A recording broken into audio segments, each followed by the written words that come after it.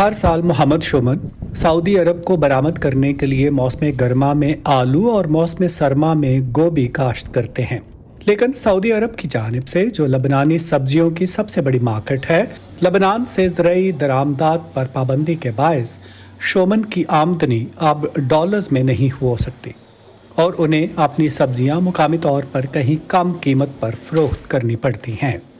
سعودی پابندی اپریل میں اس وقت لگائی گئی جب سعودی حکام نے ایسے انار پکڑے جن میں ایمفیٹامن کی ایک قسم کیپٹاگون کی 50 لاکھ گولیوں سے بھری ہوئی تھیں۔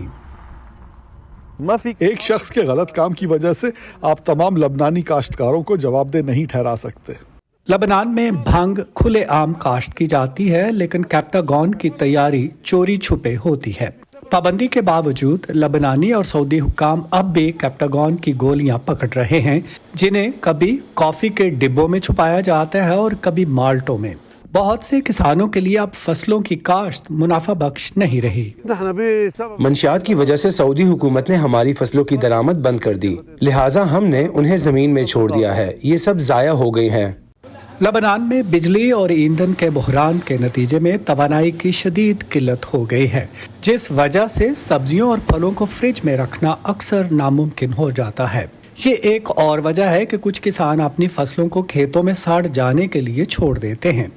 لبنانی تجزیہ کار انٹوان کنان کہتے ہیں کہ سعودی عرب کی عائد کردہ پابندی ریاض اور تہران کے درمیان ایک بڑی سیاسی اور جغرافیائی رکاوٹ کا حصہ ہے۔ ان کا کہنا ہے کہ ایک طرح سے یہ سعودی عرب کی جانب سے ایران کی حمایت یافتہ حزب اللہ پر اندرون ملک دباؤ ڈالنے کا ایک طریقہ ہے۔ حزب اللہ وادی بیکا اور شام دونوں جگہ مضبوط ہے، تو حزب اللہ کا کیا کردار ہے؟ سادہ سی بات ہے کہ وہ لبنانی سرحدوں کے اندر اسمگلنگ اور غیر قانونی خرید و فروخت سے متعلق سیکیورٹی کے خدشات کا احاطہ کرتی ہے اور ساتھ ہی دونوں ممالک کے درمیان ترسیل کے وسائل فراہم کرتی ہے۔ حزب اللہ نے کیپٹاگون کی پیداوار یا اسمگلنگ میں کسی بھی کردار کی تردید کی ہے۔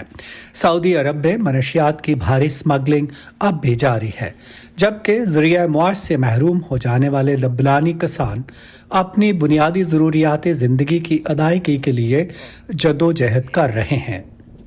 انچل وورا کے ساتھ ندیم یعقوب، وائس آف امریکہ۔